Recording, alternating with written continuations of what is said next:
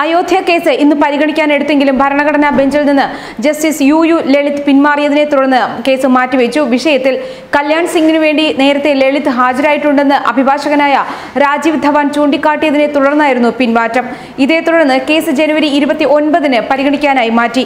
അന്ന് പുതിയ ഭരണഘടനാ ബെഞ്ചായിരിക്കും കേസ് പരിഗണിക്കുക. കേസിൽ ഇന്ന് വാദം കേൾക്കില്ല എന്നും അന്തിമ വാദത്തിന്റെ തീയതി നിശ്ചയിക്കുക മാത്രമേ ഉണ്ടാവുകയുള്ളൂ എന്നും സുപ്രീം കോടതി ചീഫ് ജസ്റ്റിസ് അറിയിച്ചിരുന്നു.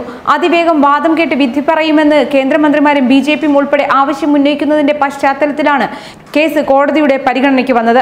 സുന്നി വഖഫ് ബോർഡിന്റെ എതിർപ്പിനെ തുടർന്നാണ് വാദം കേൾക്കുന്നതിൽ നിന്ന് ജസ്റ്റിസ് യു ലളിത് പിന്മാറിയത്.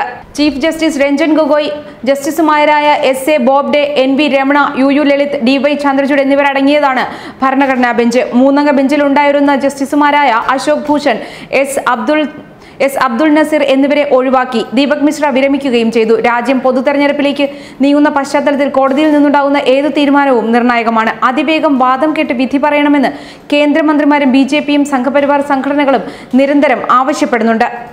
സുപ്രീം കോടതി വിധിക്ക് ശേഷം ഓർഡിനൻസിൽ തീരുമാനമെന്ന് പ്രധാനമന്ത്രി നരേന്ദ്രമോദിയും വ്യക്തമാക്കി കഴിഞ്ഞു. അതുകൊണ്ട് തന്നെ അന്തിമവാദം തുടങ്ങുന്ന തീയതി കേസിൽ ഇന്ന് വാദം കേൾക്കില്ല എന്ന് കേസ് പരിഗണിക്കവേ ചീഫ് ജസ്റ്റിസ് വ്യക്തമാക്കിയിരുന്നു. അതേസമയം കേസ് ബാധിച്ച ജഡ്ജ് ബെഞ്ചിൽ ഉൾപ്പെടുന്നതിനെ മുതിർന്ന അഭിഭാഷകനായ രാജീവ് ധവാൻ ആശങ്ക അറിയിച്ചിരുന്നു.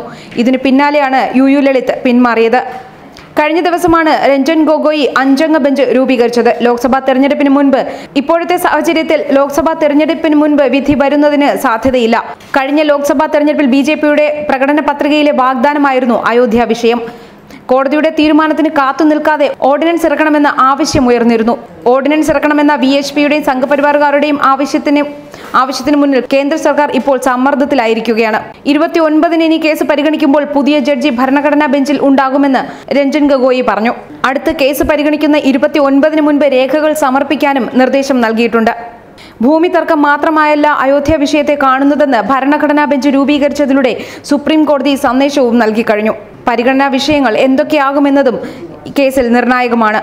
അയോധ്യയിലെ 2.77 ഏക്കർ തർക്കഭൂമി സുന്നി വഖഫ് ബോർഡിനും നിർമോഹി അഖാഡയ്ക്കും രാംലല്ലയ്ക്കുമായി വിഭജിച്ചു നൽകിയ അലഹബാദ് ഹൈക്കോടതി വിധിക്കെതിരെയുള്ള അപ്പീലുകളാണ് കോടതി പരിഗണിക്കുന്നത്. അതിവേഗം വാദം കേട്ട് വിധി പറയണമെന്ന് കേന്ദ്രമന്ത്രിമാരും ബിജെപിയും സംഘപരിവാർ സംഘടനകളും നിരന്തരം ആവശ്യപ്പെടുന്നുണ്ട്. എന്നാൽ സുപ്രീം കോടതി വിധിക്ക് ശേഷം മാത്രമേ ഓർഡിനൻസിൽ തീരുമാനമെടുക്കൂ എന്ന നിലപാടിലാണ് പ്രധാനമന്ത്രി നരേന്ദ്രമോദി.